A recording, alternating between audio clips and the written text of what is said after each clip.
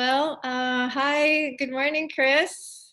Good morning, Wendy. Thank you for joining me this morning. It's nearly 11 a.m. here in the Philippines, and I Mhm. guess 10 a.m. for you in Thailand. Into Yeah, yeah, Yeah. sure is. Yeah, bright and early. Got my coffee.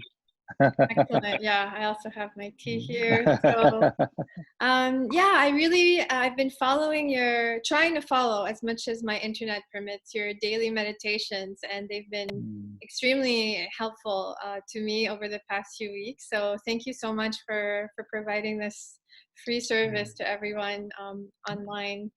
I think a lot of people have been benefiting either from the live stream or from the replays. Yeah. Uh, Yeah. Mhm. and I really wanted to invite more people to join. So I'll let you invite the community maybe a little bit later. But before that, I wanted to maybe give you a chance to introduce yourself to those of you here who don't know you here. You've been to the Philippines twice, right? To Cebu, Cebu twice and Manila twice as well. right? So I met Yeah. you the first time you were in Cebu. What was it? 2 years ago? 3 years ago? Gosh, I think 3 years ago, 3 years ago, yeah, yeah. yeah. At Wellness Land, I attended your meditation Yeah. course, and then you came to give a series of classes and talks at Gasho Center, and we had our silent retreat at Lava Farm, Mm. which was really, really beautiful. So yeah, before we dive into our conversation, can you give us a little bit of a background on about yourself and your practice? Sure, sure. Thank you. So I've been practicing meditation for about almost 35 years now. I started when I was quite young. Um, and I started with the practice of Zen. Now, that was when I was 13. So that was all from books that I had picked up from the library and things like that. I didn't have any formal training at that early of an age. But luckily, the books that I got were actually good books. I found out many years later. So I wasn't too misguided. uh, when I was 18, I moved. That was when I was in high school. I was in Atlanta, Georgia, and I moved to Boston, Massachusetts, in the States to go to college. And I was fortunate that just down the street from the college, there was a Korean Zen Center, the Cambridge Zen Center. So I started my formal training in Korean Zen when I was 18, Oh, and was kind of in and out of studies there because I was studying music at the same time, and my music career was kind of taking off. I was quite lucky. I was putting myself through college playing music, but I was still attending meditation sessions when I could, a retreat here and there. I moved to New York in 2000. Then I discovered the Fire Lotus Temple in Brooklyn, which is a Japanese Zen tradition, Rinzai and Soto lineages of Japanese Zen. So I really immersed myself in that tradition. I happened to be in New York during September 11th in 2001, and that was really the catalyst for me to really move forward and to put down the music career and to immerse myself in these teachings, kind of as a with the hopes that I could, if I could learn these teachings well enough to give them to others, uh, the hope would be that to create a more peaceful world, a more compassionate world. If I felt that if others could understand the contemplative teachings the way I understood them, events like September 11th wouldn't be possible. So I immersed myself in these meditation practices, not only in Zen practice, but also I started studying with Ananda Marga. I know they have a big center there in Cebu too. So I was going back and forth at that point from 2004 till about 2007 between Ananda Marga and my Zen studies. But in 2004, I met a wonderful Tibetan teacher who I still study with today, Ken McLeod.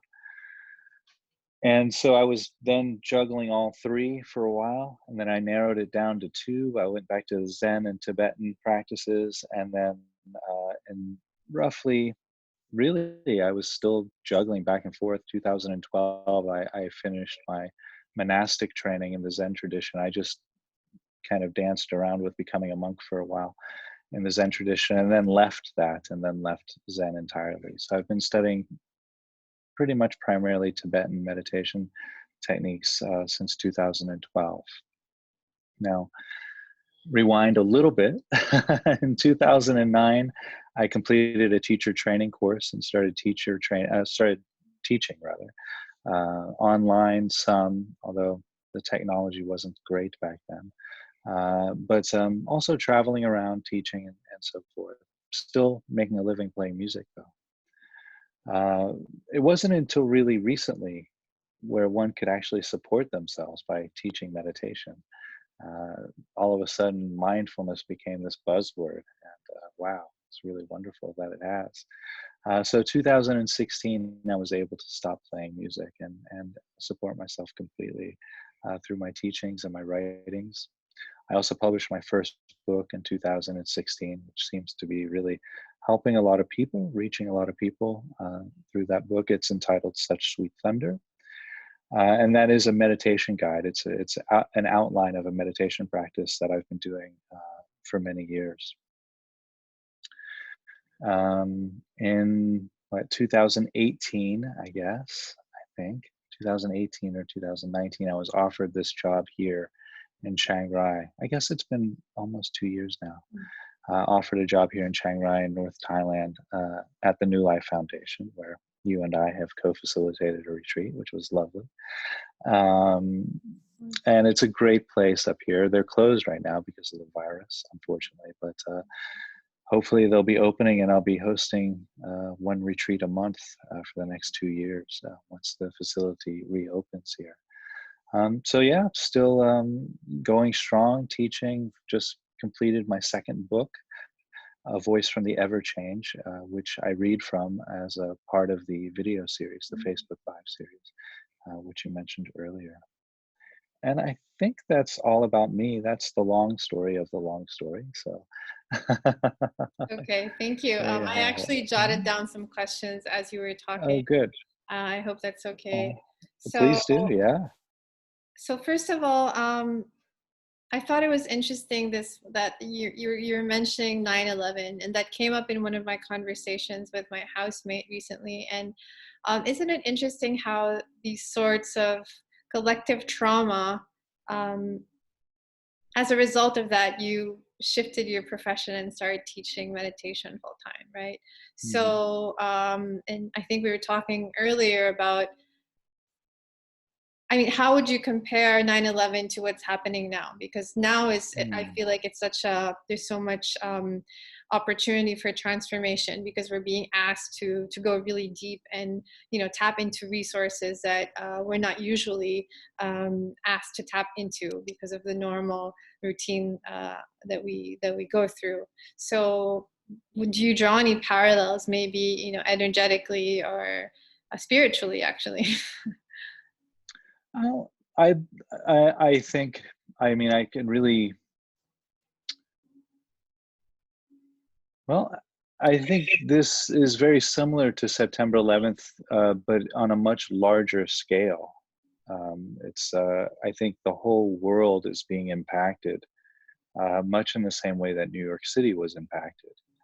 Um, so you know, the death toll is much, much larger. The psychological impact is far greater, I imagine, than September 11th. And I think even if we trace throughout history, I think that when, it's that old paradigm of when the darkness comes, the light comes, and and that's, I think, a very human need. So we have this darkness rising, and there's going to be a light that rises to balance that out.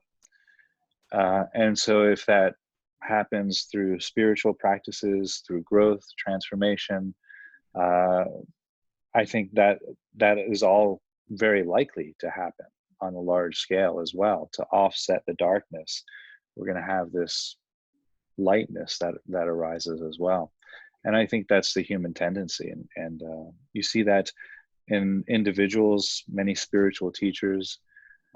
Christianity rose out of the crucifixion, right? So you have this real darkness of the crucifixion, and then the teachings of Christ that rose to balance that. The Buddha experienced suffering firsthand, seeing aging, sickness, and death, became enlightened out of that experience. For my own path that I mentioned, experiencing September 11th, going through that shock, the trauma of New York City, recovering, to bring me to teaching these teachings. And I think that happens, that when the darkness comes, people look for various ways to express their own truth, their own light, as a way of alleviating the suffering from that darkness. So what would be, I mean, I totally agree with you.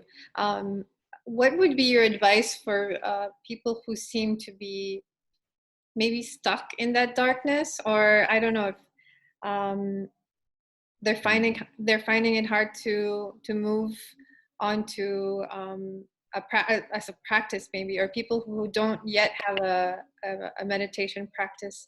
Do you have any advice for them to like get started maybe? Yeah, well, getting started with a practice is always beneficial, for anyone, anytime. I think I might be biased, but I think spiritual practices or meditation practices or yoga, any sort of transformational practices or exercises. Um, there's really no more important endeavor at any time, whether we're in a pandemic or whether we're in global world peace. It's always a good time to grow spiritually. But to bring it back to this situation, current pandemic situation, the I think what your question is pointing at is this feeling of despair. Yes. And so what I recommend is that people really become intimate with what despair feels like. It's a really great opportunity because it's so prevalent and so it's so accessible. I mean, all you have to do is turn on the news for 5 minutes and you can feel despair, you know. So, but then to really learn what that feels like in the body, not so much in the thought process, because the thoughts will just take us down that dark road, but to learn what despair feels like in the body, and then each time that arises, do something out of loving kindness. So each that what that does is that takes the despair and transmutes it into something positive. So each time you feel that tension in the heart area, the tension in the abdomen, maybe there's a clenching of the jaw, you might get teary-eyed. Any kind of those types of physical experience of despair, whenever that occurs, gives call somebody, give them a compliment, give somebody a flower, tell somebody how much you appreciate them, or do something even better or greater, not better, but larger scale if you wish. Go to work in a giving food to people who can't afford food in these times, or make a donation somewhere, or call a senator for change, or call a government official. Try to do something positive with that energy of despair. I understand what you mean is like not staying in that energy, and I actually advise this as well to become familiar with it, and then then you're able to go beyond it. But I feel like what's happening is that there's a resistance towards sitting with the discomfort. So people Mm. haven't even reached that stage. I think there's a fear of being overwhelmed by it. There's a fear of not being able to come out of it. There's a fear of spiraling. And also there's, this whole movement of kind of toxic positivity is what people are calling it.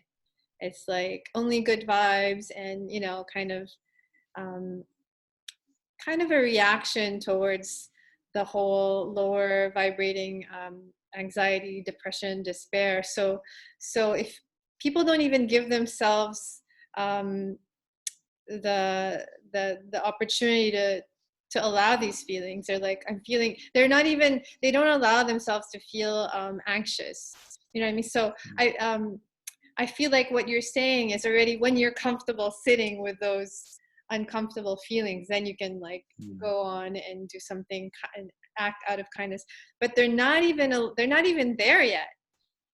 You know what I mean? Mm. I feel like they're stuck in Mm. the pre-phase. So they're kind of, it's a very unstable, unsettling area where they're still resisting feeling, because nobody told them it's okay to feel despair. Everyone, Mm. because it's like death, it's taboo. We don't want to, we just avoid it at all costs. We push it away, we fight back. It's bad, it's bad. Despair is bad, depression is bad, anxiety is bad. So I feel like they haven't Mm. even started, a lot of cases, they haven't even started that whole process. What more feeling it in the body, and you know what I mean? Mm. Yeah. Hmm. Well, it is. You're right, and I think that is a real problem in the world, that somehow we feel that if we feel bad in some way, that it's wrong. Mm, mm, But negative, quote unquote, negative feelings or pain is a part of life. mm, I mean, that's the gift of having a human body and a human nervous system living on planet Earth. We're guaranteed that we're going to feel discomfort. And I think one of the real illnesses of the humankind, the human race, is that we've been sold this idea that that's optional. But it's not. I mean, the birth, sickness, aging, and death.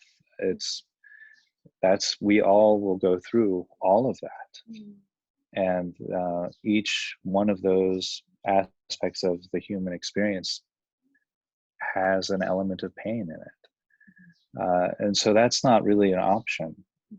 So the feeling of despair, feeling of sadness when you turn on the news and you see that 50,000 people have died. I mean, it's normal to feel sad.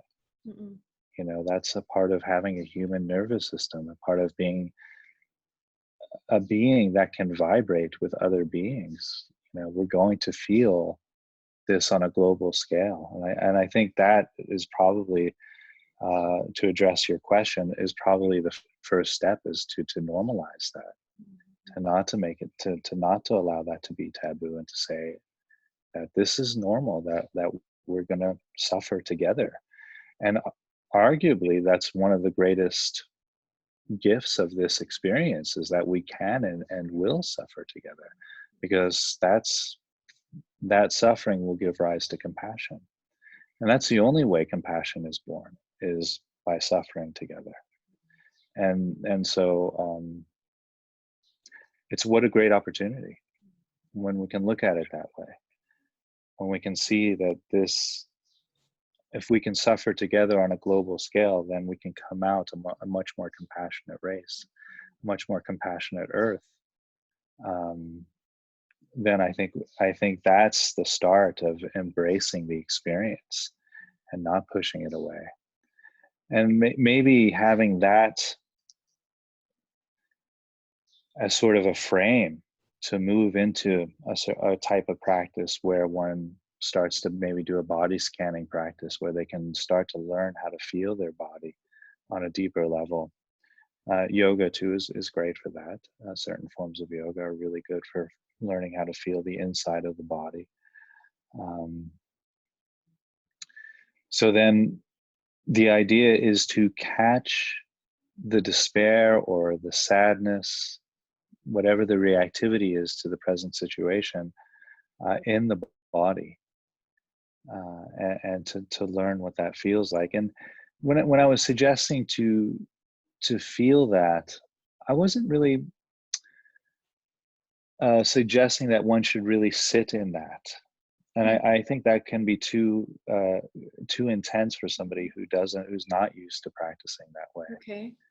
But what I was suggesting is to kind of use it as a meditation bell or a mindfulness bell, as an alarm clock, you know. Okay. So as soon as you feel anything like sadness arising, and most people know what sadness feels like, even if it is the storyline in the head, oh, this shouldn't be happening, oh, this is terrible, whatever it is, I got to, this, when is this all going to be over? Any of those kind of thoughts that are leading one to push away from the present moment.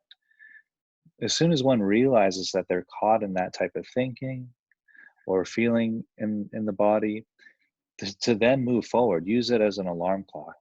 Boom, this is my time to transmute this energy, and to wake up, to use that as just an alarm clock and say, okay, instead of feeling this sadness, instead of feeling this despair, I can go do something wonderful for someone or myself. I can go do something wonderful for myself. Even if I'm locked in this apartment, I can give myself a gift. I can, read a book, or I can do something really good for myself rather than to sit into this, and to stir, not to sit in a meditative way that can be very healthy and wonderful, but to stew in it in an unhealthy way, um, to actually move forward to do something of benefit for yourself or for others, in that way. And that way, that is the rising of that light that I was pointing to earlier, to take the negative energy and to transmute it into something positive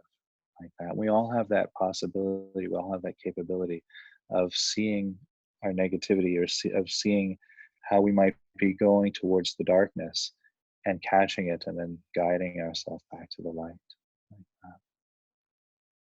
So do you, you mentioned you have 35 years of practice. Do you still feel sadness, despair, loneliness, rage? Do you still feel these I do. emotions? Okay. Sure. I don't think meditation is ever meant to be a spiritual lobotomy. And I, and I frown. There are teachers who teach that way, and I really frown upon that. I don't think, for myself, um, spiritual practices have allowed me to feel much deeper, and much more vividly. So in a way, it's actually more painful, but it doesn't bother me at all. It doesn't really bother me, and that's the key, I think, for these types of practices, is to be able to embrace whatever's arising. And so sadness arises, of course, when I read the news, especially about New York City, because having lived in New York for so long, of course, there's sadness that arises, but I don't resist it. I don't struggle against it. I don't try to push it down. And so it arises, it stays for a while, and then it fades away, and it just becomes another passing event like that.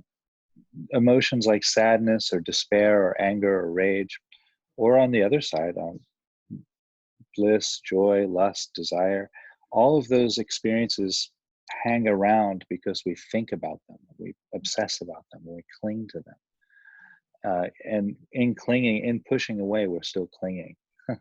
So if we're pushing away something, that actually allows it to stay longer. Yes. So if we can just rest into the experience, and that's what meditation is so good for, that it's so good for allowing one to learn how to rest into whatever's arising. So then the sadness comes, it stays for a while. Mourning is natural, normal. If we lose a loved one, if we lose friends, if, again, we're seeing this global unfolding, mass amounts of people losing their lives, it's appropriate to mourn those experiences. But then when it's finished, it descends, and it fades away like that. And Mm. we can apply this approach to anything, including cravings, right? Yes, absolutely. Yeah. You want that, veggie burger, but you can't run down the street to get it because of the Yeah. lockdown. Yeah. Just let it go. And all of our cravings, all of our desires, all of our the darkness and the light. It's all in our thinking. And so when we meditate, we label those thoughts with the way I do it is, and the way I teach it is, we label it with just the word thinking. And so we catch ourselves caught in those thoughts. We say, that's just thinking. That's not real. I don't need to do that. I don't need to obsess about that. And once we label it with the word thinking, the thought dissolves. And there'll be this moment of silence. It could be a second, it could be 5 seconds, it could be 10 seconds, but there's always a silent space there. And then probably another thought's coming up again right after that. And then we have another opportunity to recognize that and let it go. What about the craving for connection? Mm. Is that also a mental construct?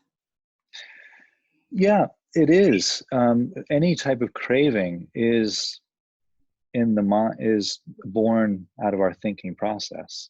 But you know, physical connection, social connection, human connection is a natural need of the human nervous system. We are social beings. And so I think what you're pointing at is something that's, occurring a lot today because we're all somewhat isolated other than this, these means. So there is a lot of that disconnect. And I think what helps to serve that situation is knowing that this isn't going to last forever, In terms and of practice, how do you mm, differentiate the craving for a veggie burger or a cheeseburger and connection, human interaction? Do you put those in the mm, same, if we're talking about mental construct, are they mhm. cognitively, are they the same I, thing? I I consider it, for me it feels the same, like the same craving. The object of craving is isn't irrelevant. It's still the same. I mean, it is irrelevant. It's still the same pull towards something you can't have, or that you're missing. And that all desire, all craving comes from an experience of lacking something. And so that's the feeling that when the meditations that I teach on sitting with desire, it is the same craving that's coming up, whether it's a person, a candy bar, money, a house, whatever it is that we're craving, it's still that same pull towards something that we feel that is missing. Is lacking. Yeah, yeah. Okay, interesting. Yeah, but the mind has interesting ways to justify the things that we've been told, Mhm. that we need, Mhm. So some people in certain cultures are told that they need to be married, so they'll crave a relationship, if they're single. And so they'll crave a partner, a lifetime partner. Uh, but other cultures don't emphasize that. And so they will crave other things. And, so a person who's craving that, who lives in a culture that's been culturally conditioned to experience that craving, the mind will say, oh, this is normal, this is natural, this is what I should be craving at this age, and so forth, like that. So a lot of our cravings, a lot of our desires are culturally conditioned. And another one of the great benefits of meditation is that it allows us to step out of that and to see that that's all really happening in our thought processes. Mm. Thank you. That's Yeah, thank it's you. insightful Mm. sharing.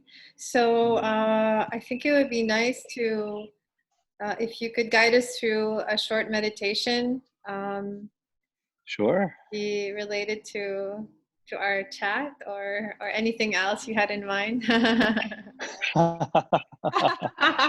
Uh, yeah. Well, how long do we have? Um, Oh, we 20 minutes. Is that okay? oh, sure. Yeah. Great. So I think we'll just do a present moment meditation, just embracing the present moment. It's a really uh, common meditation practice. It's found in almost every contemplative tradition. So it's not pertaining to any particular religion or faith or belief system at all. It's just about coming into the present moment. And we can start with the experience of sound. I always find that that's a little less traditional than the breath, but it's pretty accessible. So we'll use the sound of the singing bowl that I have here, and I'll ring it a few times, uh, resting awareness on the sound of the bell and then following it into silence. Like that. Then we'll come through the breath in the body. And as I mentioned, and I'll bring this up a couple of times in the guided portion, but if anybody here is watching the video, following along, if you know or if you recognize that you're distracted by your thoughts, you can label those thoughts with the word thinking, and that will allow those thoughts to dissolve, and you come back to the present moment. Now, probably more thoughts are coming right after that. That's fine. That's quite normal. It's normal to have a lot of thoughts. And so we just keep saying thinking each time we recognize we're distracted, and we return back to the present moment. In that process, we start to recognize that there's a space in between the thoughts. Might just be, as one of my teachers like to say, fine enough to get a hair through, but it's there. There is a gap in between the thoughts. And so the more you do this type of practice, the more obvious the gap starts to become. So, sounds good? Great. I'm ready. Okay. I'm just going to get my timer up so I don't take us an hour away.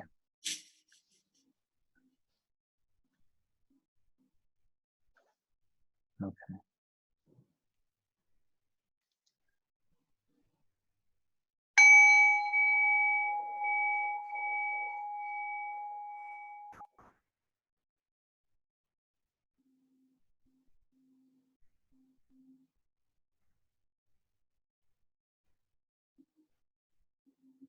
So allowing the body, mind, and heart to settle.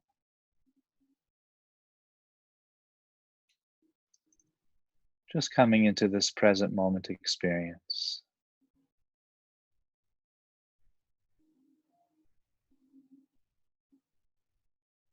And as we rest here with the present moment, I'll ring the bell again. Rest your mind on the sound of the bell.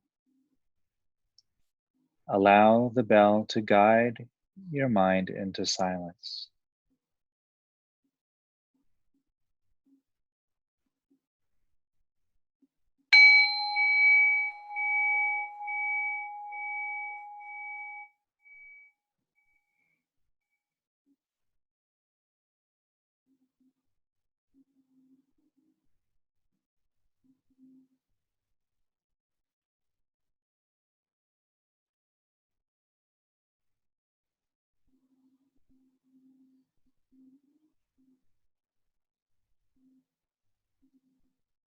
And while resting in that silent space, noticing any sounds which might be available during this present moment.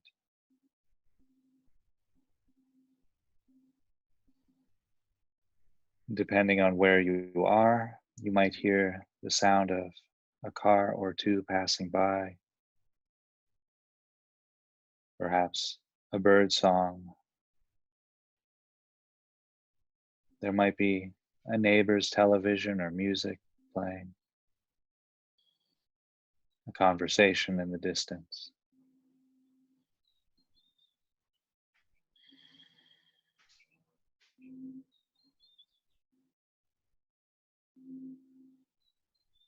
I'll ring the sound of the bell again.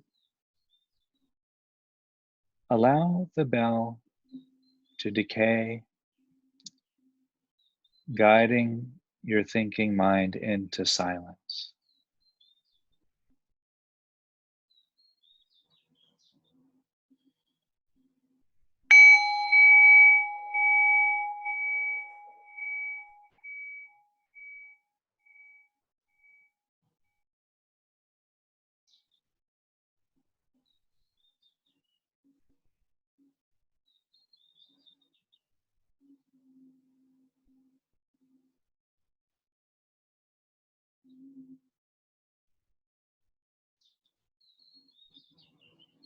And while resting in that silent space, noticing the sounds of the present moment,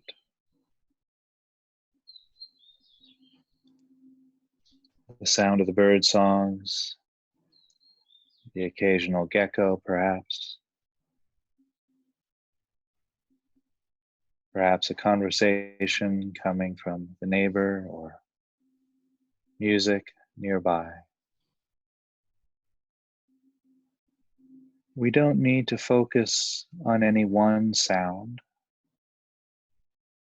but notice the entire field of sound and silence,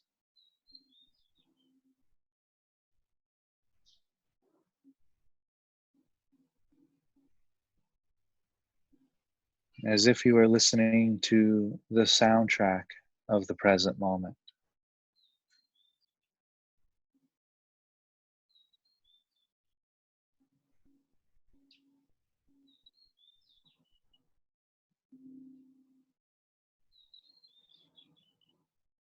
And if at any time during the meditation you become distracted by thoughts, labeling those thoughts with the word thinking will help the thoughts to go,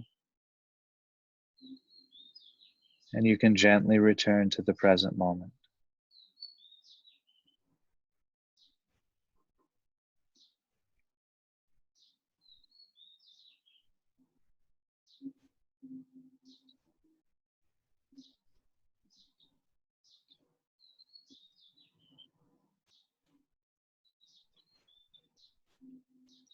And while resting here with the silence and the sounds of the present moment,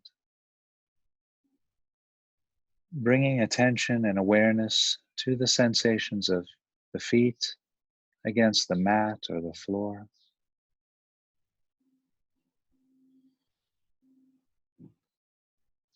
Noticing the sensations of clothing against the legs.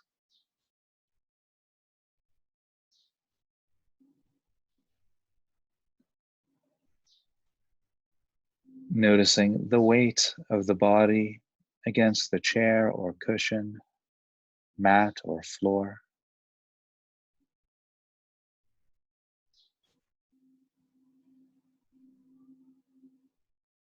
You might notice sensations of clothing against the back.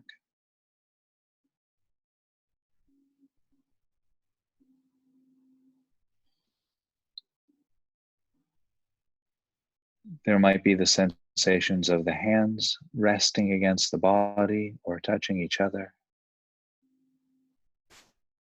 Sensations of clothing against the arms. Noticing the shoulders rising and falling with each breath.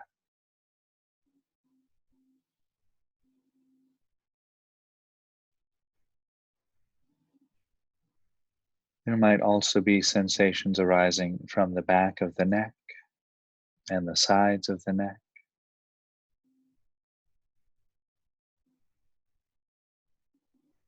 Sensations arising from the back of the head and the ears.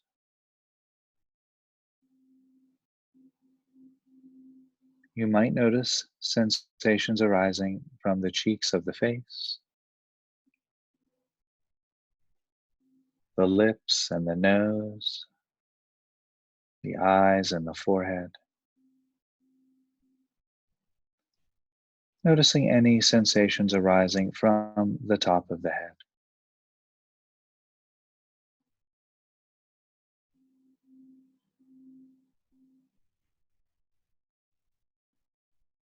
Sounds and silence, sensations of the body, always present moment experiences.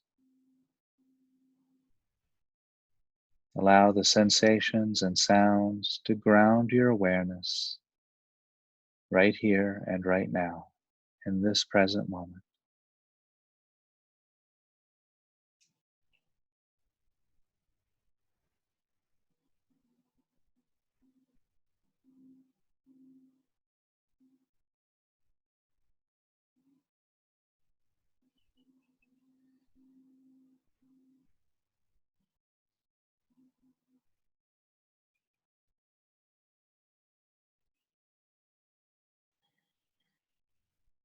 And if at any time during the meditation you become distracted by thoughts, simply labeling those thoughts with the word thinking will allow the thoughts to go. You can gently return back to the present moment experience.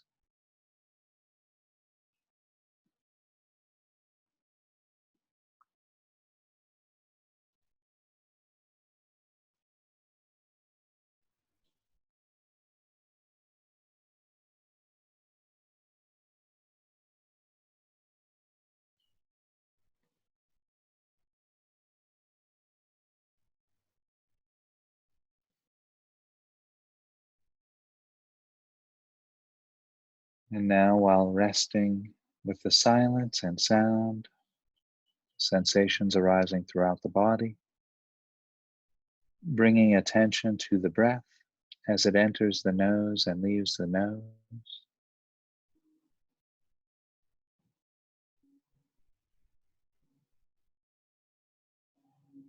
You might notice the temperature changing from cooler to warmer as the air enters the nostrils and leaves the nostrils. Noticing the breath as it touches the back of the throat.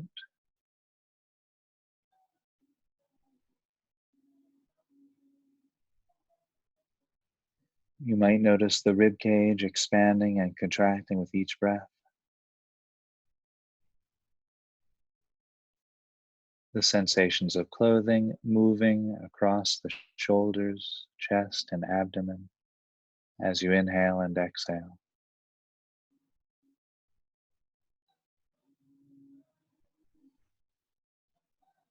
Noticing the back moving out as you breathe in as you breathe out. Noticing the shoulders rising and falling with each breath.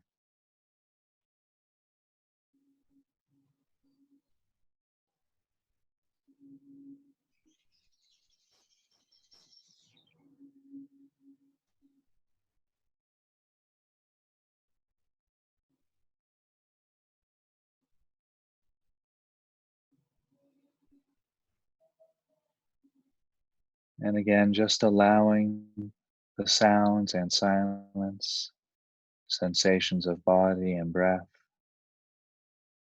to continually bring us into the here and now, this present moment experience.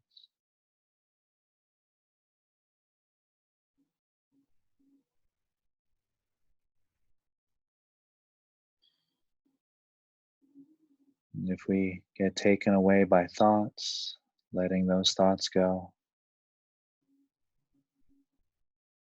coming back to the sensations of clothing against the body, the breath in the nose, the sounds of the present moment.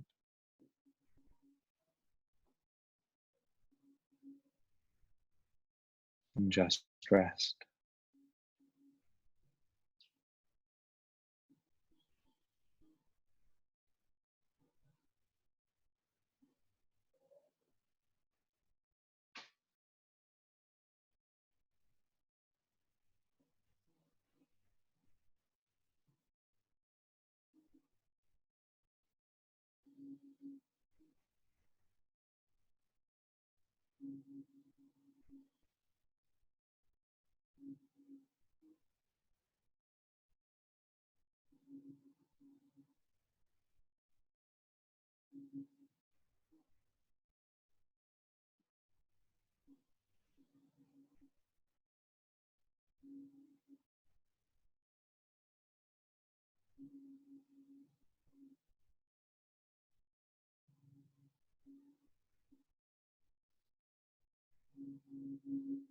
And if anything arises during the meditation which takes you away from the resting, you can ask, how can I rest with this?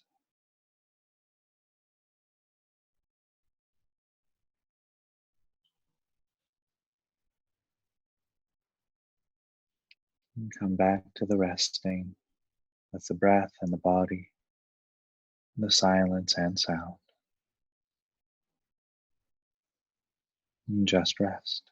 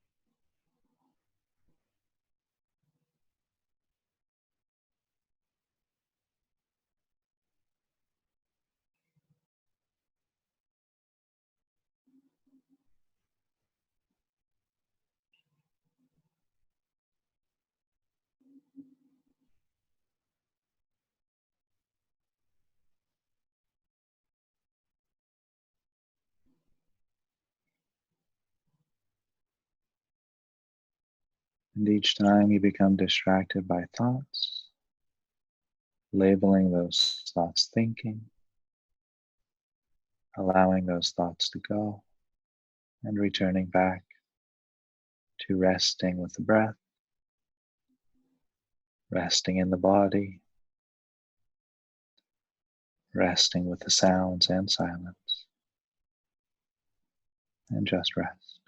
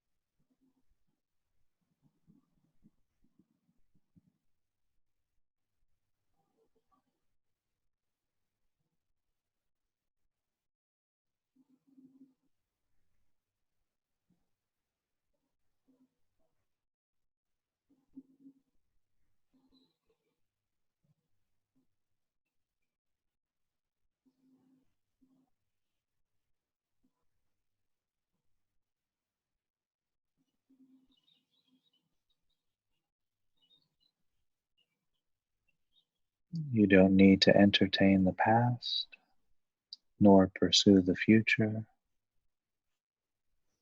nor dwelling in the present. You don't need to figure anything out or make anything happen. Just rest. Right now, just rest.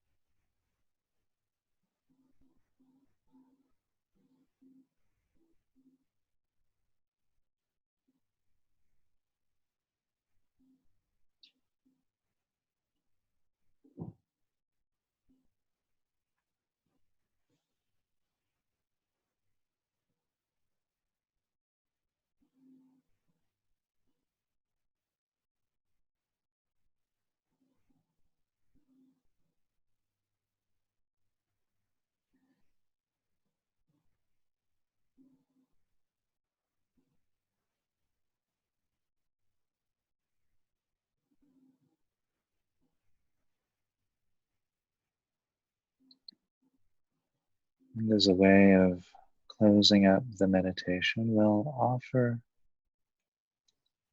some phrases of loving kindness to our own heart,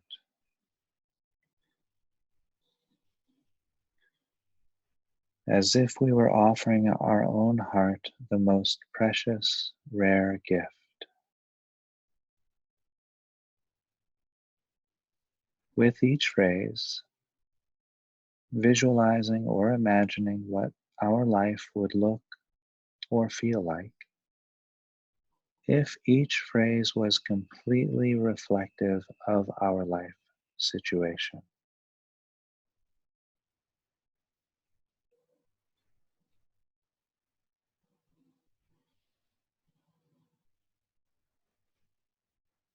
May I be happy.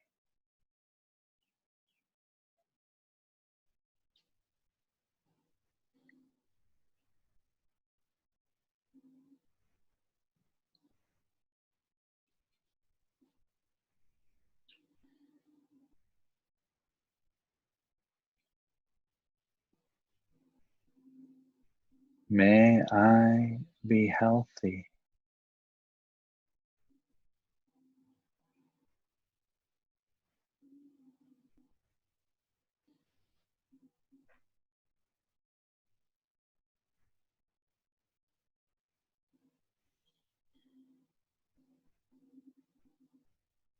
May I live a life of peace without struggle.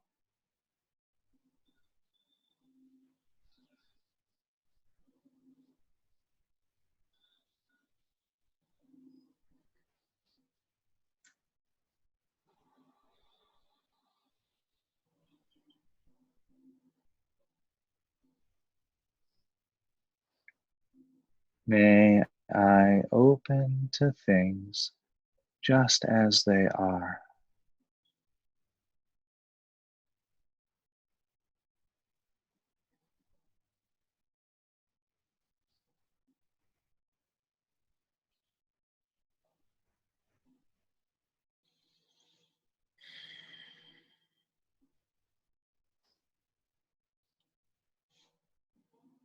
May I experience the world opening to me just as I am.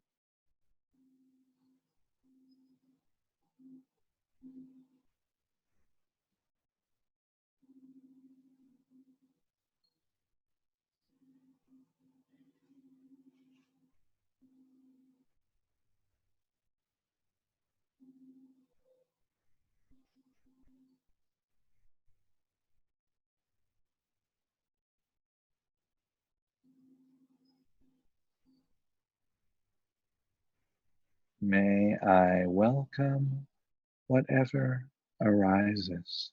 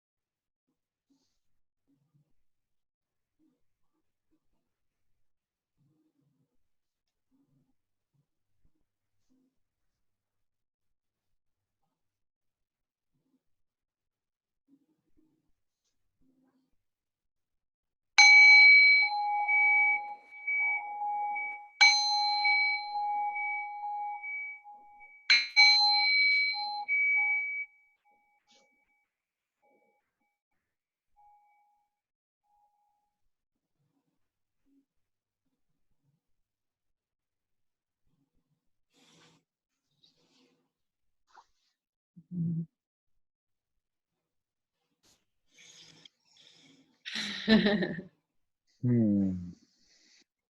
Thank you for that, Chris. Thank you. Thank you for asking for it. Yeah, I feel Hmm. very like free of cravings. Oh, good. Yeah. Well, yeah. All of that present moment awareness, resting, loving kindness can definitely alleviate any sort of cravings or feeling of lack. Uh, mm, Thank you. thank you. Mm. So, yeah, once again, you can invite everyone to your 2 p.m. Philippine time. Mm, yeah.